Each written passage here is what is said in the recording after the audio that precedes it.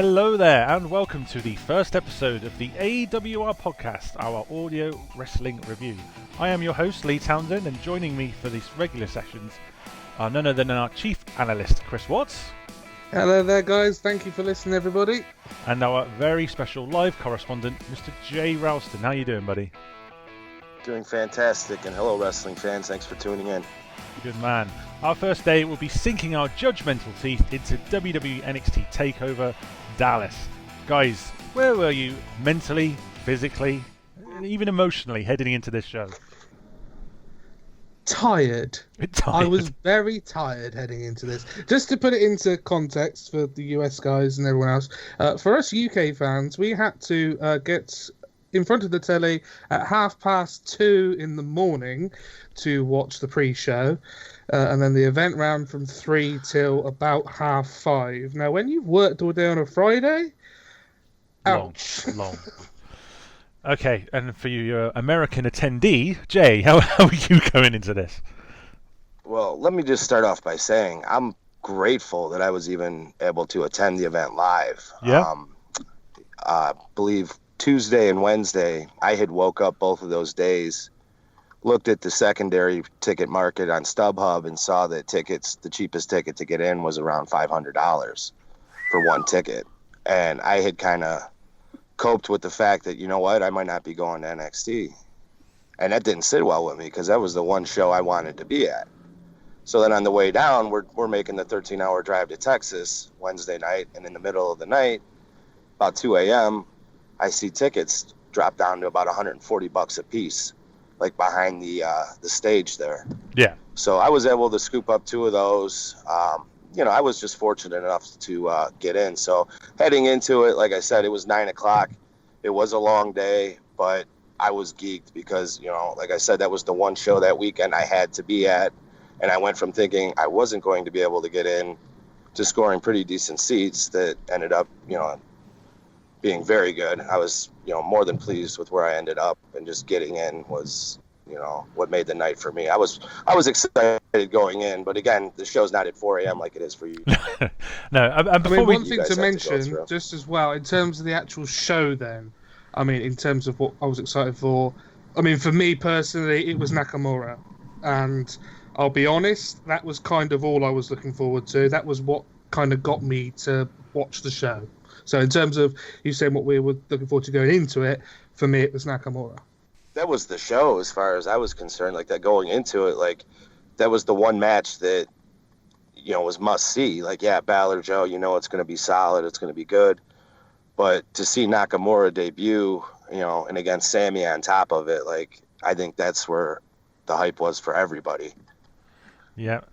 You've previously said to us in the past, Jay, that if you could pick one wrestler to go to WWE, that would have been Austin Aries. So were you chuffed to also see that in person? I was thrilled. Like I've said before, though, I'm not big on Corbin. I'm slowly coming around to him the more I'm seeing of him. I'm not a big fan of the guy yet. I thought the match with Aries was fine, but we're getting into that. Yeah. Like it was great to see him in NXT, though. Yeah, to answer your question, I was thrilled to see him there. Yeah, and before we delve in, how did you feel behind the stage, so to speak? Because it's not a seat that appears often on many shows. Obviously, we've had it over the weekend to look over the stage, but was it frustrating at all not to see the stage itself or be above it?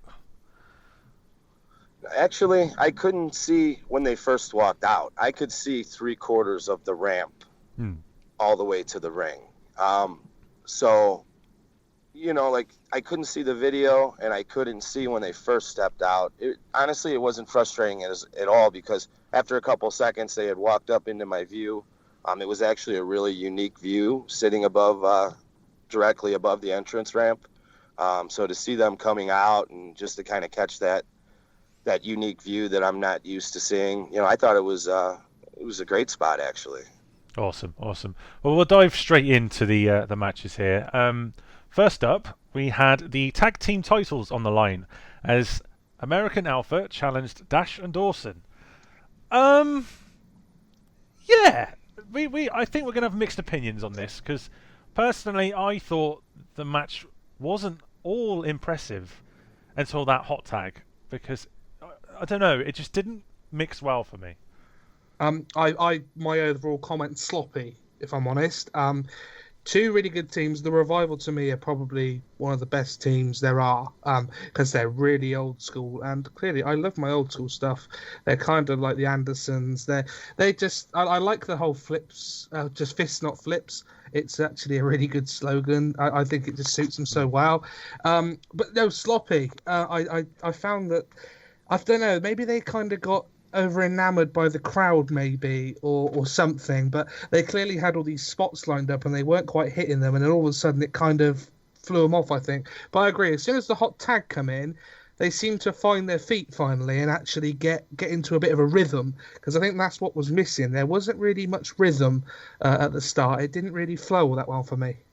Well, like I said, live, I thought the match was a lot of fun. Like, it was a hot opener. Again, I was basically front row in the upper level. Any sloppiness, I mean, I wasn't too close to catch on to it. Like I said, the crowd was hot for everything they did. It was fun. I enjoyed it. Like I said, a couple spots I was even able to catch, but it didn't really seem to take away from the match. I'm actually a fan of both of the teams. I think they work really well together. So for me, I was looking forward to it, forward to the match. I'm a fan of both of these teams. I felt like it was a match that was fitting for this pay-per-view, a show this large, this hot of a crowd. Like I was saying, anything sloppy, I wasn't really able to pick up on too much. A couple missed spots here and there. But like I said, the crowd for me was on fire and made it that much more enjoyable, because I know a lot of times the crowd can make a match and there'll be different opinions live and opposed to watching on pay-per-view, because, like I said, live, the crowd can make or break a match, because there's been times where I've been sitting there watching a match and think, oh my God, this is one of the greatest matches of all time. And then you go home and recommend it to somebody and you sit down and you watch it with them, and it was okay. The atmosphere wasn't the same. You don't remember it quite like you did the first time. So, I don't know. Like, I really wanted to go back and watch NXT before we had this conversation and see it with commentary and watch it, on the network. But unfortunately, I wasn't able to. I was only able to go back and watch Mania and the Hall of Fame. But like I said, I didn't pick up on anything too sloppy with it. Sure thing. Do we any of us agree with the comparison to American Alpha? They're being compared a lot recently to the world's greatest tag team. Do we think that's fair? Yeah, absolutely. I think they've got very similar attributes to the world. I mean, let's be honest, though, the world's greatest tag team, they're not exactly going in the Hall of Fame, in my opinion. But they are a really good tag team. At the end of the day, they are over. They are really over at the moment. They're working well. I'll be honest, I don't know too much about Chad Gable, but I know Jason Jordan. I mean, he is a legit pro athlete.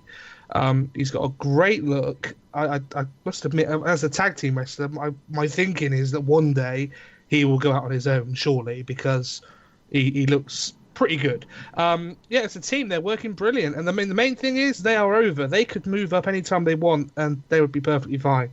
Yeah, I agree, Chris. Like, I feel like any time that they wanted to pull them up to the main roster, they would fit right in, and they wouldn't drop the ball. As far as the comparisons go to World's Greatest Tag Team, yeah, I can see that. Like, it's a 2016 World's Greatest Tag Team. There's a lot of similarities. They work the same. They're both ridiculously over. I mean, and this is going back to not just the Mania weekend crowd. This is other times I've seen them live. The crowd has just been all about them. Like I said, I'm a fan of them. I think they work really well together, and I definitely could see Jordan having a singles career down the line, but I wouldn't be surprised if Gable was successful in that endeavor as well. Sure. Just a quick word before we move on then. How do we all feel about the Dash and Dawson tag reign, which is now over? It was the right call, I think, on the night. The Revival have been superb, and the way the match was booked is that they lose nothing in defeat here. they will move on and they will either look to get a title match back again or whatever. They didn't lose anything. They still looked good. They're still a brilliant team, and if anything, both of the teams can actually go on from here and work even better matches. I mean, I'd like to see this kind of run. I mean, my vision of this is that this runs to SummerSlam and then one of them gets called up after SummerSlam. I think that's just the natural progression for these two. Make no mistake, the Revival, though, are awesome. They're brilliant. Absolutely superb. Yeah, they're fantastic. And like you said, they lose nothing here. And really pushed Jordan and Gable. Provided, a hot moment to open major show, get the atmosphere started for the night. I think everything served its purpose there. And like you said, Dash and Dawson didn't lose any heat whatsoever. I mean, they're going to be due for a rematch. And as far as I'm concerned, I'd like to see, these teams continue to feud and, possibly through SummerSlam. Because the fans are the only ones that win in that scenario. Both are outstanding wrestlers, both teams, all four of them. So, I want to see more of these guys, and hopefully, eventually they both get called up because, like as happy as I was to see Enzo and Cass get called up, I would love to see a handful of these teams get called up and actually give the division a legitimate chance at being a division and not just one or two teams constantly, fighting each other. Sure. On the subject of tag teams being called up, we now know that the Vaudevillains have been called up. What do we think of this? And I think I know how this is going to go, Chris. Go ahead. I don't care. I don't know why. Flame me for you one. I've never particularly liked them. I don't like the gimmick. I can appreciate the gimmick's unique and the whole image of the whole French kind of old school wrestler thing's quite cool. I've just never really enjoyed them. It's just personal opinion. I can't help it. Not a particular fan, so I don't really care, to be honest. Yeah, I feel like it's actually destined to fail in WWE. Like it's kind of cool. It gets over in NXT and the smaller crowds, but I don't see this working on Monday Night Raw or on pay-per-view, or I don't know what they're going to do with these guys. I felt like there were other teams, like even the two teams that were in this match that would have been better suited getting called up at this point if you were going to call up a second tag team. But yeah, personally, I'm not a big fan of them. I don't hate them. Like I said, their matches are okay, but I don't understand them getting called up. Personally, it does nothing for me. No, I think I'll go with you two. I'll see what happens. Don't get me wrong, but that's not the call I'd have made either. We might as well speak about call-ups while we're here, and it's not even on the card, so we can bring it up at any point. What on earth happened to Apollo Crews versus Elias Sampson on this pay-per-view? Did you miss it?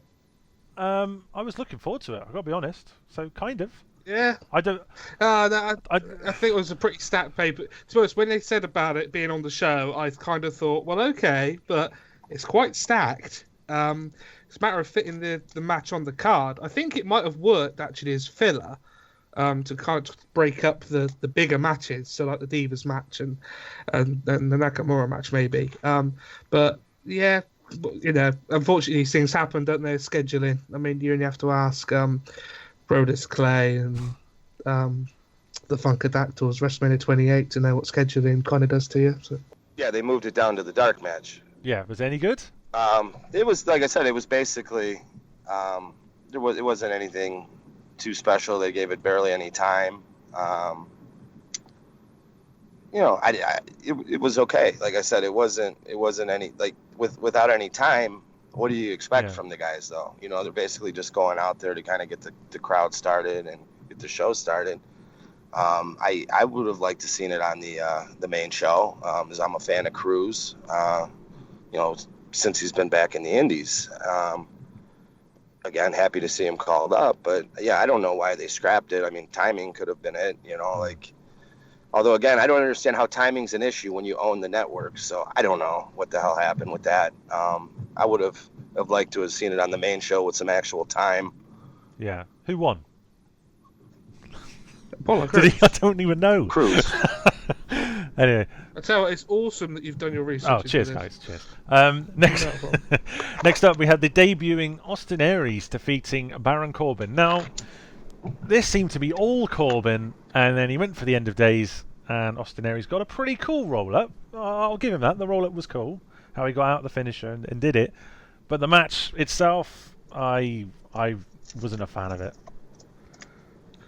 Jay, as this is yours, mate, because he's your sort of favourite, you lead us into this, because I probably have a completely different opinion to you. But I'll let you have your moment of fame here, buddy. Well, like I said, I was happy to see Austin finally, and live in an NXT ring. But like, let's face it, this was the low point of the show. I knew watching it that like this is going to be the lowest point on the card tonight, and it's unfortunate because I would have loved to have seen Austin Aries go against just about anybody else other than Corbin. Like I said, it was fine. You said Corbin had the offense, Austin got the roll up. It's good to see that, but I would much prefer him going against anybody else. So like, while it's great to see him in NXT, I don't know. Like Corbin, like I said, I'm not a fan of Corbin, and that's like I feel like they don't mesh well together. That's not the kind of match I want to see out of Austin Aries. I didn't hate it. I didn't love it. It was what it was. It was cool to see Austin Aries in NXT, but the match personally didn't do much for me. Yeah, I thought it was an unbelievably poor match. I just didn't care for it. To me, they didn't have any chemistry. I thought that it made Aries look actually kind of weak. I get the feeling heading into this match, Austin Aries was kind of told, make sure you make Corbin look good, more than getting Aries over to a new set of fans, perhaps, that maybe didn't know him, because there might be some people watching NXT that don't know who Austin Aries is. It's a shame to waste Aries, I think, on Baron Corbin, because Austin Aries is much better than that. I'm not saying he won't come on for that, because clearly he will. He will be involved in the NXT title picture at some point. That's what he's there to do. The only thing that came out of this match is that it did make Baron Corbin look good, but then I think that was kind of the whole aim of this anyway. But anyway, Austin Aries is off the ground with a win in NXT, but that's all there is. I thought this was very weak. Very weak. And then, real quick, Chris, I think you're right on that, though. The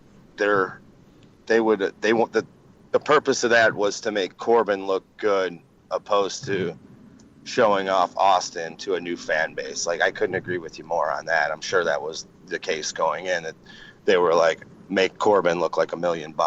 Yeah, exactly. Which Austin Aries can do, because he's that good. I think it's just disappointing for a man like me. I've dabbled in watching TNA, but I just can't bring myself to do it on a regular basis. I don't know how you two feel on that. So I'm very aware of who Austin Aries is, and I thought, great, I'll get to see what he can do, and I'm left with he can do a cool roll-up.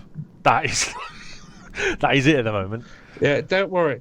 You've got plenty. That's the thing. That is the thing, though. Coming out of it, you've got plenty of time. They can do now. They've kind of got Corbin out the way, because obviously working ahead a bit. Corbin is now on the main roster. They can build Aries, and actually Austin Aries versus Finn Balor, that could be a potentially awesome match. Austin Aries versus Samoa Joe, Austin Aries versus Nakamura. You've got tons of different routes you can go down now. Don't worry, there's plenty of time there. Oh, cheers for that. So many opportunities, man. I get excited just about the thought of Balor wrestling Aries on a major pay-per-view for NXT. Like, that's a dream match on NXT as far as I'm concerned. That is like click if you're over 18 sort of stuff. Like, to me, I think it's that good. It's that good. There's wrestling fans where like you never thought it in WWE. Real quick, last thing about this match though, like, you did not get to see the real Austin Aries like in this match. Like, when you see him go against a Finn Balor or a Samoa Joe or a Nakamura or a Sami Zayn, you'll see what Austin Aries can bring to the table. Sure thing. And before we move on, do you like his new music? Yeah, it's all right. It is what it is. Okay, we'll go with that. Okay. What I was going to bring up here and now, as we're talking about former TNA men, after the Samoa Joe and Finn Balor promo package. So that's what I find most interesting of all, the placement of this reveal. Bobby Roode in attendance. Yeah, that was a surprise. I mean, he was in Dallas, so fair enough. The rumor mill has been going mad about Bobby Roode, but to actually picture him on telly, because television to all the wrestlers, the USA viewers, yeah, I'm quite shocked. I mean, there's nothing announced that he's actually signed yet. It should be pinch of salt. Also worth noting as well, Ibushi was shown on screen as well, which personally for me, made it jingle a little bit. I was absolutely gobsmacked to see him on my screen in NXT. I think this all kind of leads into the Cruiserweight series they're going to be doing, especially more so Ibushi. But I wouldn't be surprised to hear that Bobby Roode's been signed in the next couple of weeks. Well, guys, just to throw this in there, though, Bobby was staying at the hotel with the WWE people and NXT people, and he did get off the NXT bus after the show with the entire roster. Wow. That's saying something right there. But it's not just the reveal, it's the fact they revealed him after that promo package. That I found quite an amazing thing. But yeah. Do you not find it more amazing as well that he was over quicker in 3 seconds than TNA got him over in like 10 years? Dixie Carter's probably sat there like, my goddamn! I think that's as good a place as any to move on. But of course, we're coming to your favourite moment in the night now, Chris. Now, Nakamura, his entrance was leaked onto the internet a couple of hours before his debut. Give me your overall thoughts at that moment. Right. Okay. Nakamura coming in. Now, I wanted New Japan Nakamura. So I first saw the entrance. I did see the leaked video, and I actually cried. I wondered what the hell they had done to my favourite wrestler. But as we'll discuss, what they have actually done is borderline genius and actually given him, dare I say it, a better theme than he had in New Japan. The whole entrance and everything I thought was very, very well done. Very well done.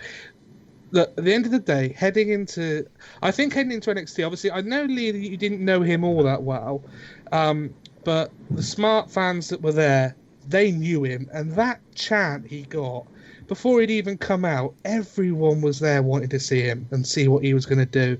And I fell in love. I hated it when I first saw it, but I watched it live and I was like, meh, watched it back, and I can't stop watching it back because it was absolutely spine-tingling, that entrance to me. Absolutely amazing. Yeah, I can't describe it, guys, live. When Sami was in the ring and the chant started, like the hair on my arm stood up, literally. I mean, unbelievable feeling just to, the whole crowd was anticipating it. This is what they were looking forward to the whole night. And, I mean, just like Sami in the ring and then the music hitting, which, again, I loved it as well. I thought it was an awesome theme. I must also add, by the way, with you, Jay, Zayn's entrance as well, I thought was superb because you had the crowd all singing along, like he deserved that because we kind of knew this was going to be his last NXT match, and his entrance was equally, I thought, as awesome because you had everyone singing along and just cheering him and thanking him, and I thought it was all brilliant. Across the board, it was brilliant. Like I said, it had that big fight feel. Both guys from the entrances on, it was the whole match was brilliant, obviously. But by the time that bell rang, I mean, if you weren't excited, there's something wrong with you. Yeah, Nakamura bases his style. His biggest influences are Michael Jackson and Freddie Mercury. So he just even in his entrance, for nobody that's ever seen him. I don't know if you can maybe talk about this more, Lee, because this is the first time you had seen him. Am I right? Yes. I mean, I'd seen the entrance on YouTube, and I'd seen the highlights of his match with AJ Styles at the start of the year. But to actually sit down and watch a match of his completely full-on with entrance, this was the first time, yeah. I mean, to me, he must just excrete charisma because, I don't know, he's just got this kind of aura. And even coming down the ramp, he's got this aura of, I am the best thing on this show, and you're going to watch me, and you're going to love me. And then he comes in the ring, and he looks at the crowd, and he does his move on the rope that just pops that crowd. I mean, that actually popped them. And it was, as a fan seeing him, it's just like, yes, that is it. That's what I want to see. That is New Japan Nakamura that I love. You've taken that still, but you are NXT Nakamura. You've got the new music, the look's still there. It was just, the entrance was just, and the crowd were right to shout, "This is awesome," because the entrances alone were hyping up this match. Superb. Yeah, outstanding. I was ready to go, man. Like I said, I couldn't have asked for a better match to debut Nakamura, as far as I'm concerned. It served multiple purposes. It was a great swan song for Sami, and it served as a great way to debut Nakamura, with making him look strong and Sami not losing anything, obviously, in defeat. Yeah, I don't, it was brilliant, man. Like you said, I can't really say too much more about the entrances than you've already said, though. They were both outstanding. Super pumped up for the match. I've been a fan of his, not too long, probably a little over a year and a half. I was fortunate enough to see him live a couple of times in Ring of Honor when they brought over the New Japan guys, and I saw his entrance there. And, I was a fan of him from the get-go, but I also had a buddy of mine who was feeding me, was a diehard fan of Nakamura, and he was just feeding me all this knowledge about him and all these different matches to check out. And, so I knew a little bit about him going in, but, to see him in NXT, obviously you don't know what to expect, if they're going to kill a character. Because, with Itami, I feel like the ball, they kind of dropped it a little bit. Kenta is so outstanding. And they brought him in, and I felt like he didn't get this kind of reaction. You know what I mean? This was on another level. When Nakamura came out, you just knew that he was going to be a star here. He's going to make it work, even with the WWE style. Very much so. Match of the year candidate, would we say? I've watched WrestleMania 25 Take a Shaw, and I've watched WrestleMania 13 Austin Brett. This is by far my most favorite match ever. Wow. By a mile. I'm not kidding. I'm not kidding. I've watched this match back 6 times now, and I'm in love with it because it was 21 minutes, which actually isn't all that long. But the story they told, if you actually strip the match back and watch it as a wrestling fan, it's awesome. Because, with all due respect, they're beating the living crap out of each other. Everything looks like it hurts, and everything's got a purpose, which is often kind of lost. No offense, but the first match, the tag title match, no offense, they had clear spots that they were trying to hit and they kept mucking up. Whereas in this match, they just went out and beat the living crap out of each other. But the story they told was brilliant because Zayn was billed as the old school NXT and the old master, as it were, who's kind of on his swan song and leaving. And here's Nakamura, the new guy, coming in, trying to take his spot. And here's Sami Zayn saying, I'm not going down lightly, bitch. I'm going to take you. And here's Nakamura saying, okay, I'll bring it. And what happened was a complete slugfest with high spots that actually mattered. Not just big power moves for the sake of doing big power moves. Not big finishes for the sake of doing them. It had just simple... they shot forearms at each other for 2.5 minutes, but the crowd loved it. Any other match, and you'd be like, okay, come on then, move on to the next spot. The crowd loved it. Just little things. The wink of the eye of Nakamura, again, the charisma that the pair of them showed, because as much as Nakamura was awesome, you have to give props to Sami Zayn because you need a good dance partner, and he is superb as well. By far, this is my favourite match of all time. By far. Wow, that's high praise, Chris. Like I said, I loved it live, and I definitely say, yeah, you got to consider it, match of the year, especially that we're only in April now, beginning of April. Like I can't think of anything that was better than that up to this point. I'm really excited to go back and watch it on the network with commentary and just see how they build it up and how they hyped it, and just watch it play out again.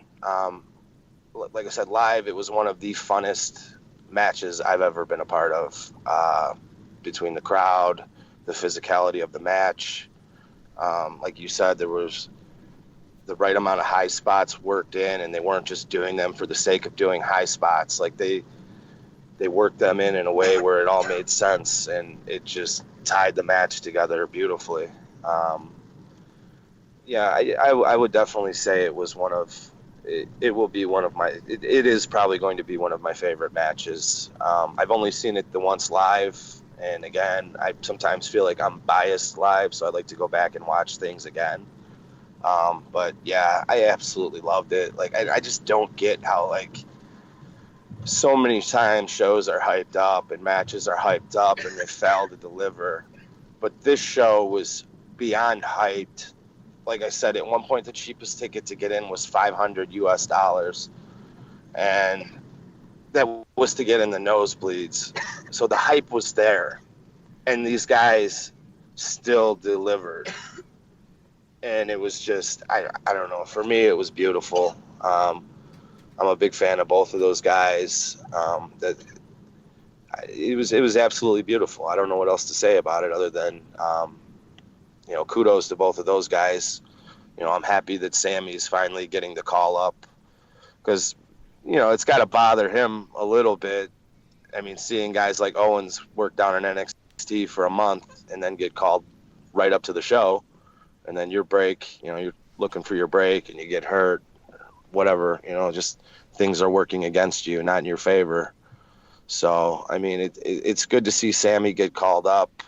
This was a perfect opportunity to make Nakamura look like a legitimate superstar right out of the gate. Like I said, the whole thing for me was brilliant, and yeah, it will probably go down as one of my favorite matches as well, Chris. Awesome stuff. Is there anything either of you would like to touch on before we move on? Please go and watch the match, and remember to light yourself a cigarette once it's done, because it's that sort of match, to be honest. Right. Okay, so next up, we had Asuka becoming the new NXT Women's Champion. Is this the correct call? Because I don't think Bayley's being called up. No, yeah, you know what? It's the correct call. You said it is the correct call, Chris? Yeah, absolutely. I don't know, man, because I feel like, well, I guess SummerSlam has been how long now? I mean, she's had the belt for, 7-8 months? It hasn't felt like 7-8 months, really, I don't think. But, I mean, I was a little bit shocked. I didn't see Bayley losing the belt going into it, particularly because how over she is. And I didn't think that there were any rumors or anything to call her up, especially with you've already got Sasha, Charlotte, and Becky who've just been called up within the last year. They were getting ready to do their thing at Mania. I mean, the ladies really do have limited spots on TV. So, I mean, how many can you really call up? So, I mean, I don't know. I mean, if it's the right or the wrong call. I know I was shocked by it. I didn't see it happening going in. I thought Bayley would retain. But I'm also a fan of Asuka, and I have no problems with it. Like, I don't think it's bad for Bayley. I don't think she's going to lose anything by this. Maybe, we get a rivalry from the two of these. Maybe they trade the belt back and forth. I don't know what to expect from here. But I definitely going in, I didn't see it happening. But I don't think it's a bad thing either. Yeah, I mean, my overall thinking, I love Asuka. I think she's really, really good. I want to see her as a heel, though. I think she would really work as a heel. I think she tries too hard to be a face and play up to the crowd. I don't like it. So what I wanted to see her beat Bayley. I wanted to see her win the title. Now I want to see Bayley as a face chasing after the title. I want Asuka to say, "No, go away. I don't need to. I've beaten you." Let me cut you off real quick, Chris. Did you think, though, that she was maybe starting to show signs of a heel turn? Just kind of the way that she kind of stared down Bayley when she got outside of the ring with like no remorse and just, you know, kind of held the belt up in front of her and stuff like that. Like, do you think maybe this is the direction they're going? That's exactly it. Exactly. And her mannerisms in the ring as well are more heelish. The way that she does kind of look down on her opponents, and yeah, I'm better than you. I'm the best here, and I think that's the problem with NXT. I said problem with NXT. That sounds awful. The NXT women. Alexa Bliss is a superb, on the mic heel, but in the ring, Nia Jax needs work, but it needs a really good, strong heel. And Bayley is so over as a babyface. I think if she had a really strong heel to work with, that would only build her even more. Again, I don't think this show was so well booked because, to me, none of the losers lost out. All the losers got made to look good. And the same here with Bayley. Bayley still looks good. Bayley's still got a following. I mean, I don't know if you've watched Raw yet, but in the Divas segment on Raw, all they were chanting for was Bayley. She is still massively over, and she can have a good run now, chasing after the bout. I'm not for hot shotting the bout by any means. I hate it when it's bounced around willy nilly, but she's had a good little run. She's now lost it, and now we can see her chasing, and that brings a whole new dynamic to it. I don't think this is... And actually, sometimes a little bit of unpredictability is a good thing, I didn't see it coming, actually, I'll be honest, but when it happened, I was like, okay, I like that. Yeah, that worked. Yeah, Bayley loses nothing in this. She's still really over, and like you said, I mean, all this can do is add to the dimension of the Bayley character, like this feud... a feud with Asuka serving as a top heel for NXT. I mean, that's going to be money for the fans and for NXT as well. I mean, and like Stan Hansen said it best in the Hall of Fame, like it's all about your opponents. And if she's got no decent heels to work with, I mean, what is that really going to do for her? How is she going to benefit from that? Putting her in there in a memorable, rivalry with Asuka, now that could bring Bayley to the next level probably right before she gets, time for the next call-ups. I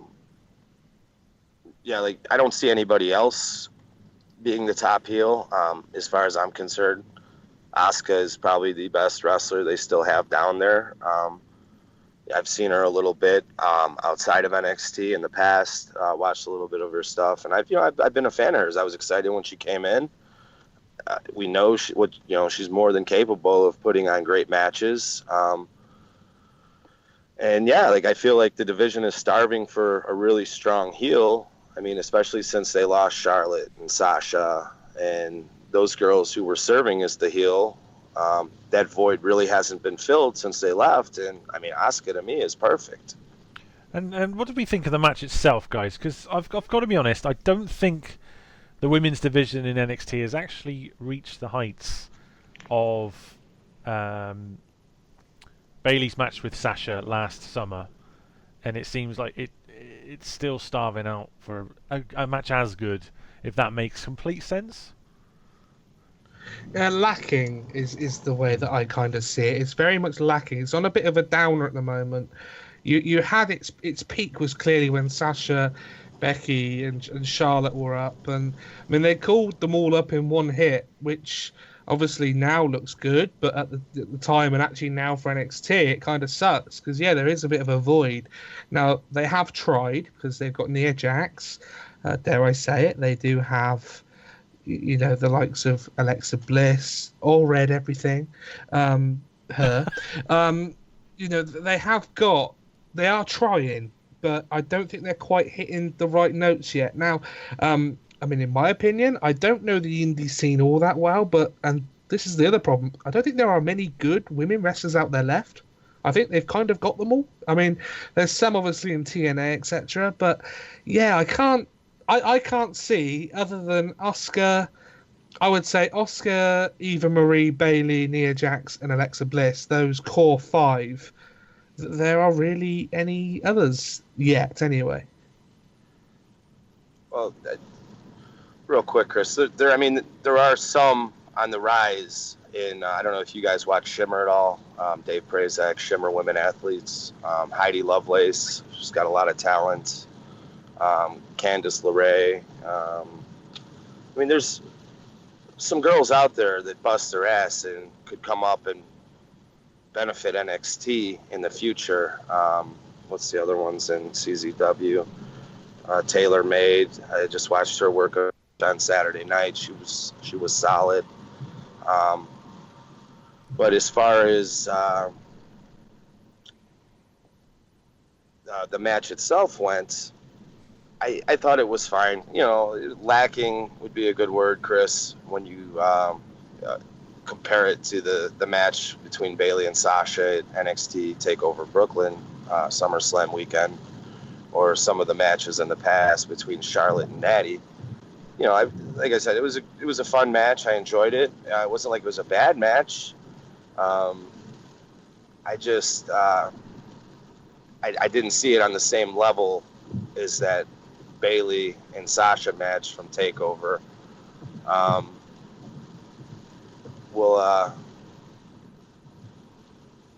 But like I said, it was still, for me, I don't know if it was in a spot where it had to follow, Nakamura and Zayn, so the crowd wasn't as into it as they should have been or could have been. But I don't know. It was still a good match, very enjoyable.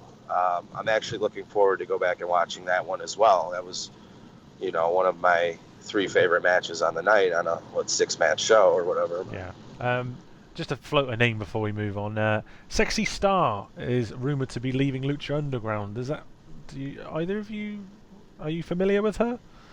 I've seen her in Lucha Underground a bit. Yeah. I'm a fan. I'm not blowing my load over or anything like that, but I would be happy if they signed her. I think she brings more to the table than, say, an Eva Marie or an Alexa Bliss or something like that. I wouldn't be surprised if they tried to sign her up. That'd be good stuff, anyway. But we move into our main event now, where Samoa Joe was again unsuccessful, challenging for the NXT title, and Finn Balor. Have to start off in the right place. What on earth was that chainsaw about?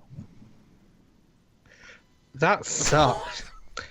I didn't get it. I had people texting me what was the point of that? I'm like, and then my buddy's kid looks over and he's like, well, it's Texas Chainsaw Massacre. I'm like, well, what's the point though? I think I said to you, Leah, but when he got to the ring, oh yeah, Texas Chainsaw. No, it sucked. No, I didn't like it. The Jack the Ripper thing when they did London, that was kind of cool. But yeah, to go out waving a chainsaw, I just thought, nah, not liking it. It was reaching a bit, I feel. I must say, thoughts heading into this was, ugh, not again. I fair enough, they can go, and it was always going to be a good match. It was going to be solid, but I kind of felt like I'd had my sort of time with this. Really, I wasn't over enamored. Let's just say by this. Yeah, I'm in the same way, Chris. I wasn't. I know both guys can work. I'm a fan of both guys, but at the same time, I feel like I've seen this. Going in, it wasn't one of the matches I was most excited to see. There were 3 other matches I wanted to see before it. As far as the match itself, again, I don't know. They barely gave it any time. You could tell right out of the gate that they were working in their high spots and their main spots immediately, quickly. Match didn't have a lot of time, and Joe getting busted open didn't help things. Constantly having to be stopped for the doctors to take a look. That didn't help the match. The crowd was getting riled up. They didn't like it. It's gotten to the point where it's a joke with the blood, though, because if Undertaker or Triple H bleed, that's okay. We'll let it slide, but we can't have a little color on NXT in the biggest show of the year, the main event. So what had happened? Just go with it. Joe's bled buckets before. You know what I mean? I just don't get it why they want to, bring the doctor out and make that happen. Just let him bleed. I must admit, on the night, I utterly loathed them stopping the match and Yeah, I was of the opinion of let it. I've watched it back since, and actually, kind of coming away from that thinking and just seeing it for what it is. It actually does kind of add a big fight feel kind of thing. Like, it kind of makes it seem a little bit more important. And actually, when Joe's pushing away the doctors and saying, no, I don't want that, it does kind of add something, on a second viewing. But certainly on the night, it got to the point where it was annoying. Maybe one or two times, okay, it makes it look cool. We've seen doctors come out before and do stuff, but on the third or fourth time, it was like, oh God, come on, And actually, it really did hamper again the flow of the match. It really did, knock that back a peg or two. Like, I don't know if it came across on TV, but live the crowd was chanting "fuck PG" and "let him bleed." Yeah, we got that big time. And actually, Vince was backstage. So Vince, listen to your audience. Well, apparently he does, but I don't think so. What did we think on the finish, guys? Because at the time, I think me and Chris were a bit but it's gone down. At least it's come across as a tribute to a wrestler who passed away in England, Chris Travis. His finish with a match with Chris Masters was identical, apparently. With that in mind, how do we feel about this finish?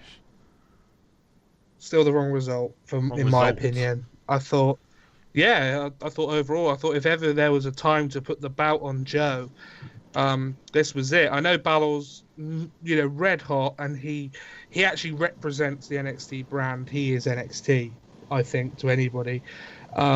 I just thought if there was any of an opportunity to do the switch, it was here.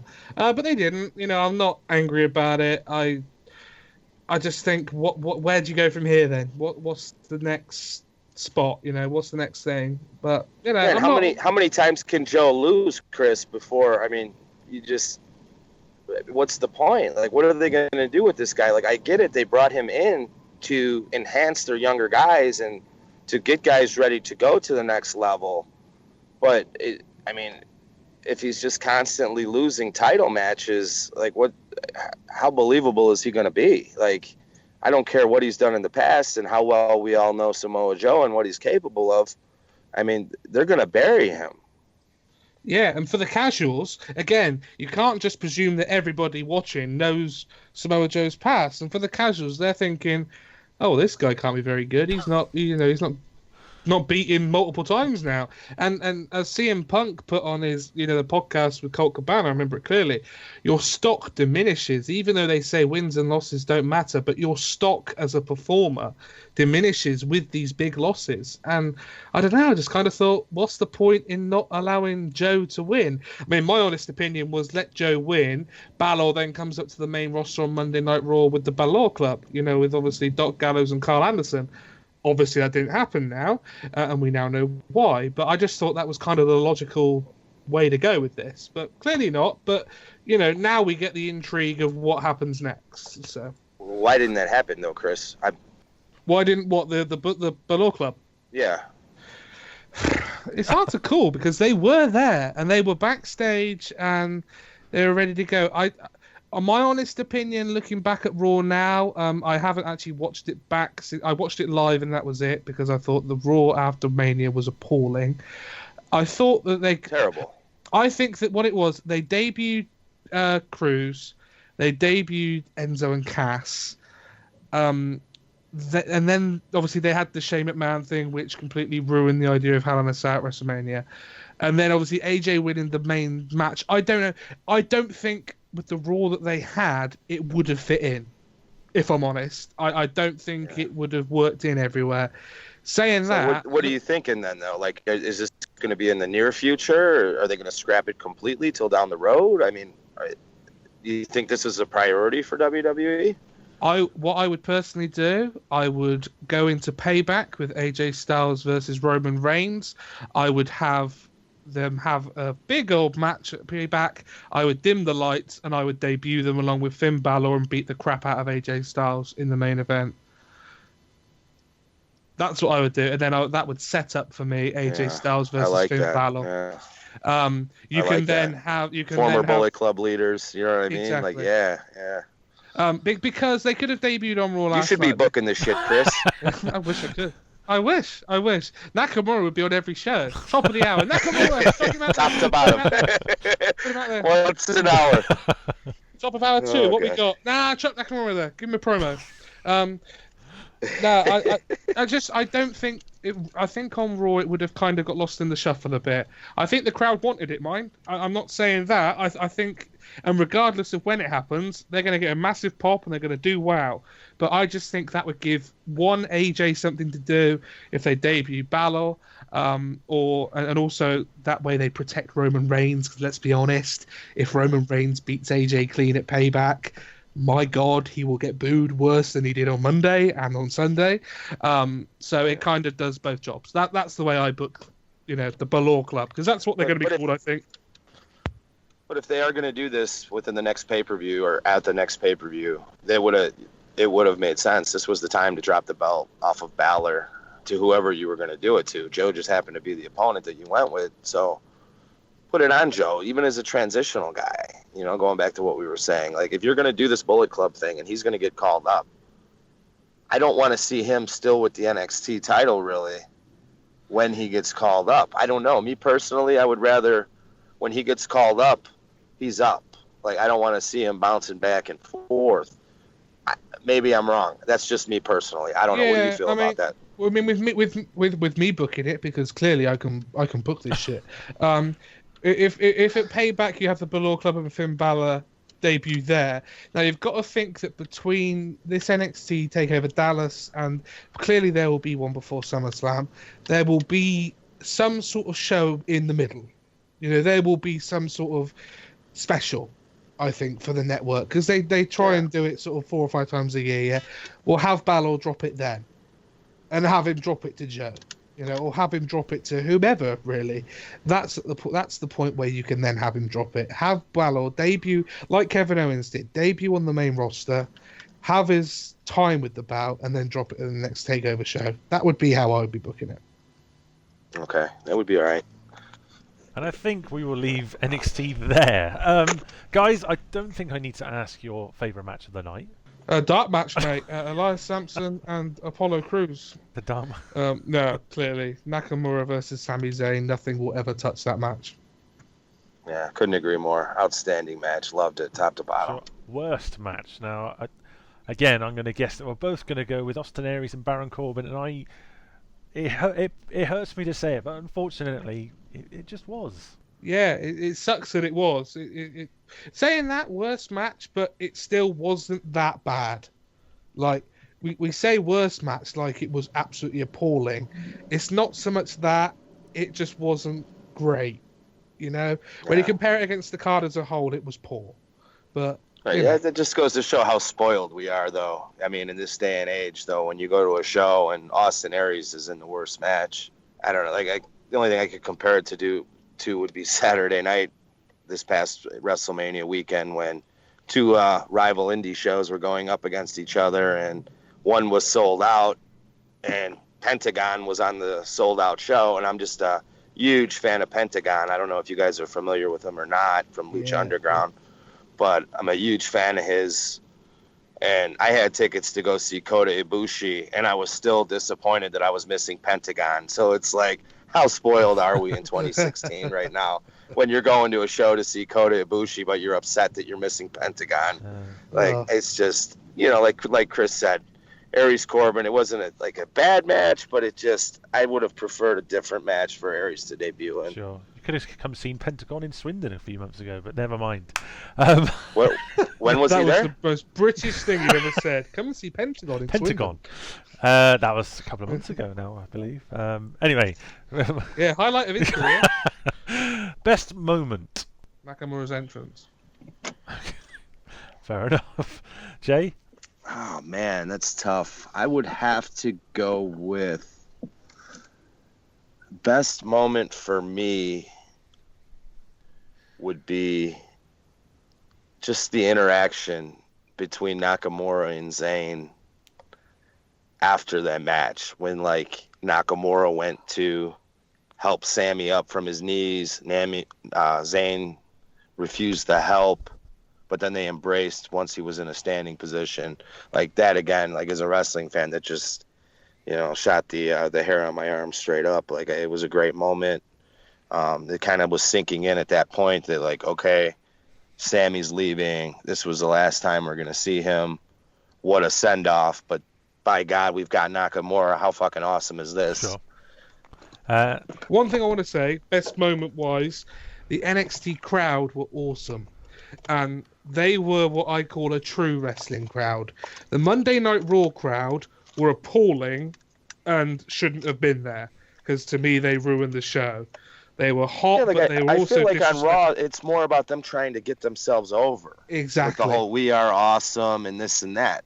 Exactly. But whereas the NXT the fans show, at NXT, they loved what was smart, in the ring. They get it, but they're so respectful and they know what to do and when to do it. And it just it feeds into the product and it goes hand in hand. It just makes it an amazing atmosphere, an amazing show overall. When you've got these guys in the ring busting their ass for you, and the crowd is serenading them, and just they're feeding off of each other almost. It's beautiful.